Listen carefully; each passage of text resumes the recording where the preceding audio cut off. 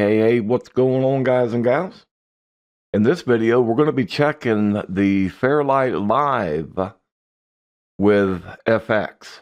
Okay, and we're going to do a basic roundabout test like I did on the last video.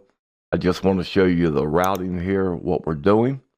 Our output audio is going to be our main left and our main 2 left. And this is what's going to be going into Reaper.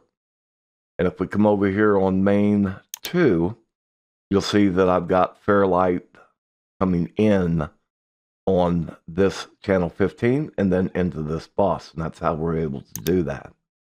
Now, if I click on this, my input here is USB 1.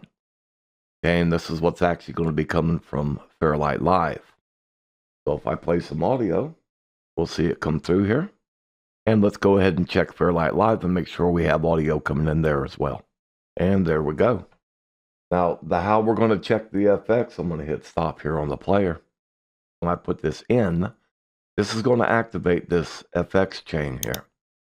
So if I bring it up, you can see we've got 5 of them on here. We got all kinds of good stuff going on.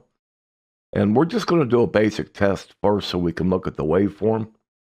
And then I'm going to come back and I'm going to activate this. And then I'm going to come back and do a third recording over here in Wing Edit. When I come over here to the main PA, I have this Master FX here that we're going to turn on, as well as the Velvet Imager. Okay, all of these are off right now. We're just going to look at the waveform and we're going to see what these FX do to it. Okay, we're going to measure the latency and I'm going to measure it from the head of the file. So let me go ahead and we're going to jump down into Reaper now.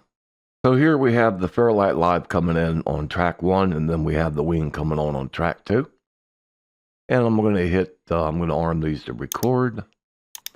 And I'm going to hit record. And now I'm going to hit play on the SD cards.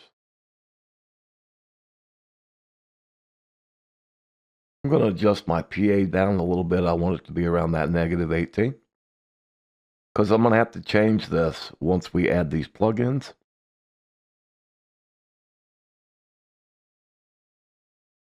Or FX, however you want to say it. And there we go. But what we're looking for right here is the head of this file. I'm going to go ahead and hit stop. We're going to stop this recording. I'm going to save both files. I'm going to disarm it. And we're going to come right here to the head. That's what we're looking for right there. So if I put a M on the keyboard here, that's going to put my first marker. And I do the same thing here. That's going to be my second marker. You can see we're right there at the start of those.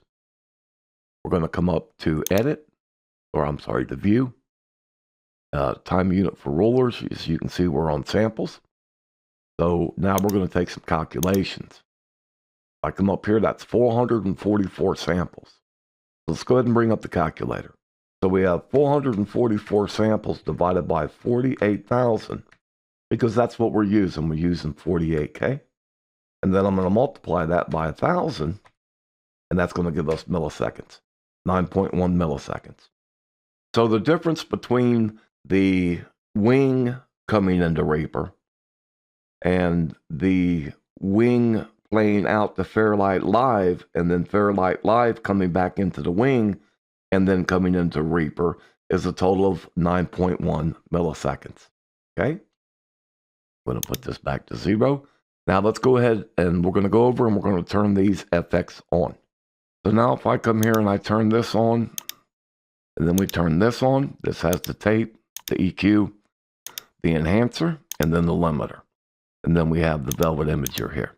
Okay, so let's go ahead and do the same thing over in Fairlight Live. And then I'm going to hit play. And then I'm going to go into Reaper and I'm going to arm the 2 tracks. And then I'm going to hit play on the SD card, and we're going to see what our difference is there. So I'm going to go ahead and turn it on here. So we're going to go ahead and arm these 2 tracks. And notice the difference in the WAV file now when we come through and we look at this. And this is what your audio looks like as far as it being processed. And people will tell you, or you'll hear things about the transients or the peaks and how everything gets changed. And this is exactly what they're talking about. Let's hit record and then play.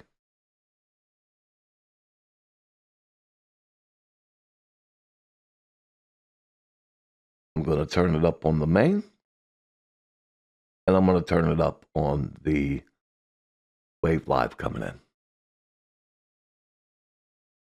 A big difference in that waveform.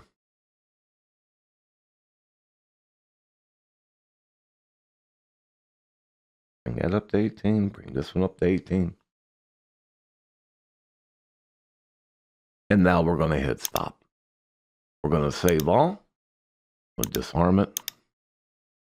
I'm going to turn off the SD player. We're going to go back to the beginning now.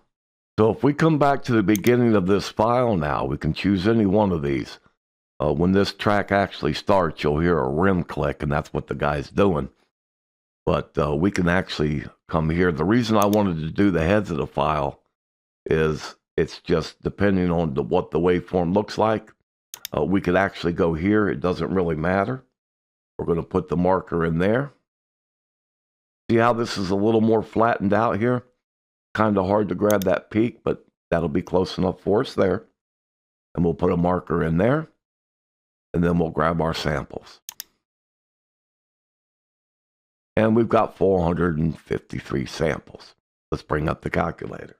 453 divided by 48,000 multiplied by 1,000, 9.4 milliseconds. So the point of this is simply this. You can measure the latency of your plugins just doing them one at a time. Because the difference between these two is when it goes out, remember now we've got a little bit extra latency because we're actually coming back into Reaper. So whether you come and bring your mains out of Fairlight Live or whether you come out of the actual wing, you're still looking around 10 milliseconds. And that's the best example that I can show you, because even with your plugins, and they'll say 0 latency, and that may be true, but if you're working in a DAW, your DAW has to recognize that as 0 latency. Okay? So the best way to check it is just like I showed you with this. I could do this channel per channel, or I could do this simply by coming up out of the mains. Okay? I hope this has helped you understand a little bit more about how the latency works with these plugins. And we are comparing apples to apples and oranges to oranges, because on both of these, the outputs on the FX chain is pretty well loaded down. Okay? Take care, God bless, and we are out of here.